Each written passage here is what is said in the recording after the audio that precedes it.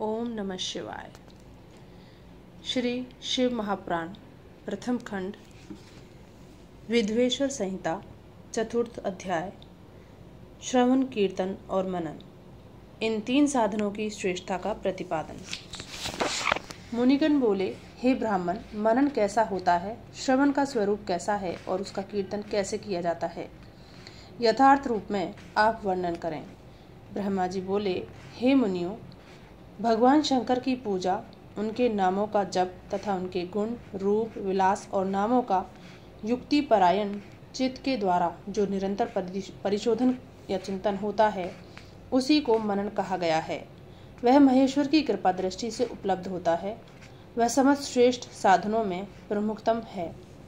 शंभु के प्रताप, गुण, रूप, विलास और नाम को प्रकट करने वाले संगीत, वेद वाक्य या भाषा के द्वारा अनुराग पूर्वक उसकी स्तुति ही मध्यम साधन है, जिसको कीर्तन शब्द से कहा जाता है। हे ज्ञानियों, स्त्री क्रीड़ा में जैसे मन की आसक्ति होती है, वैसे ही किसी कारण से किसी स्थान में शिव विषयक वाणियों में श्रवण इंद्रियों की दृढ़तर आसक्ति ही जगत में श्रवण के नाम से प्रसिद्ध है। सर्वप्रथम सज्जनों की संगति से श्रवण सिद्ध होता है, बाद में शिवजी का कीर्तन दृढ़ होता है और अंत में सभी साधनों से श्रेष्ठ शंकर विषयक मनन उत्पन्न होता है, किंतु यह सब उनकी कृपा दृष्टि से ही संभव होता है। सूत जी बोले, मुनीश्वरों, इस साधन का महत्त्व बताने के प्रसंग में मैं आप लोगों के लिए एक प्राचीन वृत्तांत का वर्णन करूंगा। उसे ध्यान देकर आप लोग सुने। पूर्व काल में पाराशर मुनि के पुत्र मेरे गुरु वेदव्यास जी सरस्वती नदी के सुंदर तट पर तपस्या कर रहे थे। एक दिन सर्वतुल्य तेजस्वी विमान से यात्रा करते हुए भगवान सनत कुमार अकस्मात वहां आ पहुंचे। उन्होंने मेरे गुरुदेव को वहां देखा। वे ध्यान में मग्न थे। उससे जगने पर उन्होंने ब्रह्मा के पुत्र सनत कुमार जी को अपने सामने उपस्थित देखा। वे बड़े वेग से उठे और उनके चरणों में प्रणाम करके मुनि ने उन्हें अर्घ्य प्रदान करके देवताओं के बैठने योग्य आसन भी अर्पित किया। तब प्रसन्न हुए भगवान सनत कुमार विनीत भाव से खड़े हुए व्यास जी से गंभीर वाणी में कहने लगे।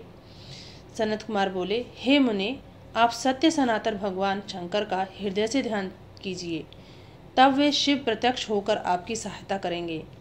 आप यहाँ तप किस लिए कर रहे हैं? इस प्रकार सनत कुमार के कहने पर मुनि व्यास ने अपना आशय कहा।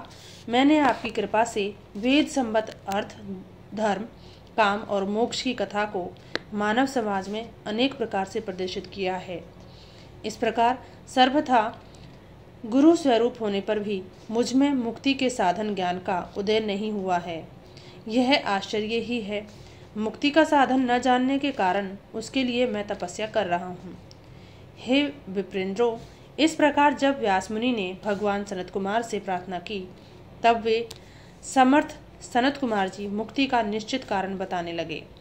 भगवान शंकर का श्रवण, कीर्तन, मनन, ये तीनों महत्तर साधन कहे गए हैं। ये तीनों ही वेद सम्मत हैं। पूर्व काल में दूसरे साधनों के संभ्रम में पड़कर घूमता घामता मंदराचल पर जा पहुंचा और वहां तपस्या करने लगा। तदंतर महेश्वर शिव की आज्ञा से भगवान नंदकेश्वर वहां आए। उनकी मुझ पर बड़ी दया थी। वे सबके साक्षी तथा शिवगणों के स्वामी भगवान नंदकेश्वर मुझे स्नेहपूर्वक मुक्ति का उत्तम साधन बताते हुए बोले, भगवान शंकर का श्रवण, कीर्तन और मनन, ये तीनों साधन वेद सम्मत हैं और उनके मुक्ति के साक्षात कारण हैं। यह बात स्वयं भगवान शिव ने मुझसे कही है। अतः हे ब्राह्मण, आप श्रवण आदि तीनों साधनों का बार बार अनुष्ठान करें। व्यास जी से बार बार ऐसा कहकर अनुगामियों सहित ब्रह्मपुत्र सनत कुमार अपने विमान से परम सुंदर ब्रह्मधाम को चले गए। इस प्रकार पूर्व काल के इस उत्तम वृत्तांत का मैंने संक्षेप से वर्णन किया है। ऋषिगण बोले, हे सूत जी, आपने श्रवण आदि तीनों साधनों को मुक्ति का उपाय बताया है। जो मनुष्य श्रवण आदि तीनों साधनों में असमर्थ हो, वह किस उपाय का अवलंबन करके मुक्त हो सकता है और किस साधनभूत कर्म के द्वारा बिना यत्न के ही मोक्ष मिल सकता है। इस प्रकार श्री शिव महापुराण के अंतर्गत प्रथम विद्वेश्वर संहिता के साध्य साधन खंड में चौथा अध्याय पूर्ण हुआ।